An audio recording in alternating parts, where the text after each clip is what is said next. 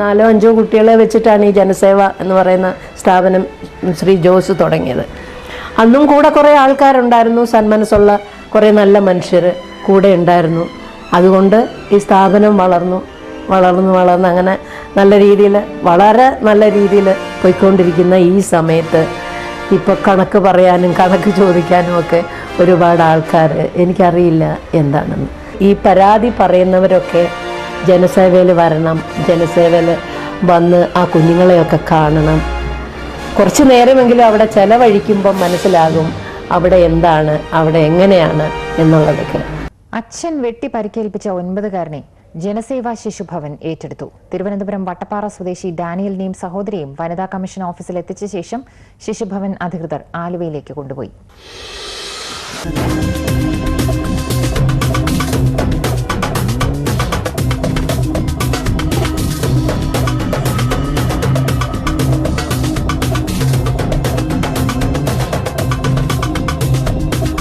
അച്ഛനെക്കുറിച്ച് ഓർക്കുമ്പോൾ 9 വയസ്സുകാരൻ ഡാനിയേലിൻ്റെ മുഖത്ത് ഇപ്പോഴും ഭീതി നിഴലിക്കും.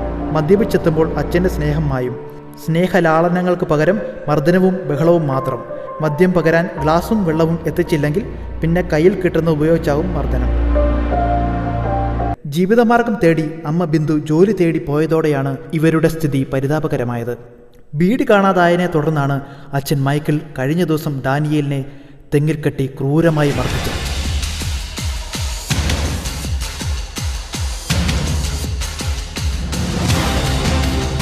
സ്വന്തം അച്ഛൻ തന്നെ കുട്ടികളെ കണ്ടമാനം അടിക്കുന്നു. അടിക്കുന്നത് മാത്രമല്ല, കെട്ടിയിട്ട് അടിക്കുന്ന ഒരു സംഭവം ആദ്യമായിട്ട് കാണുന്നതാണ്.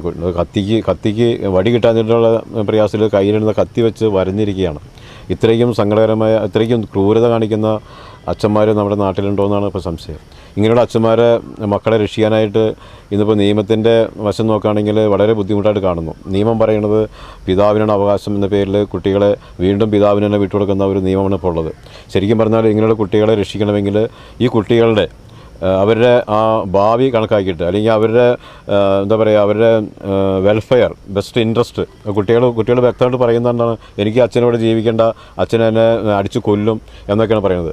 അപ്പോൾ നിയമം ശരിക്കും പറഞ്ഞാൽ ഇങ്ങനെയുള്ള രക്ഷിതാക്കളുടെ കയ്യിൽ നിന്നും കുട്ടികളെ മോചിപ്പിച്ചുകൊണ്ട് അവർക്കൊരു ജീവിതം കൊടുക്കുന്ന നിയമം നമുക്ക് നടപ്പിലാക്കണം. കൊച്ചുങ്ങൾക്ക് ഒരു നല്ലൊരു ജീവിതം കൊടുക്കണമെന്ന് അമ്മ എൻ്റെ അടുത്ത് അപേക്ഷിക്കുകയുണ്ടായി. തീർച്ചയായിട്ടും ജനസേവാ ശിശുഭവൻ ഈ കുട്ടികളെ രണ്ടുപേരെയും നല്ല രീതിയിൽ സംരക്ഷിക്കാനായിട്ടുള്ള നടപടികൾ സ്വീകരിക്കുകയാണ്, അതിനുള്ള നിയമങ്ങൾ സ്വീകരിക്കുന്നു. ഒപ്പം ഇവർക്ക് നല്ലൊരു ഭാവി ഉണ്ടാകാൻ വേണ്ടി ജനസേവയെ കൊണ്ട് ചെയ്യാവുന്നത് മാക്സിമം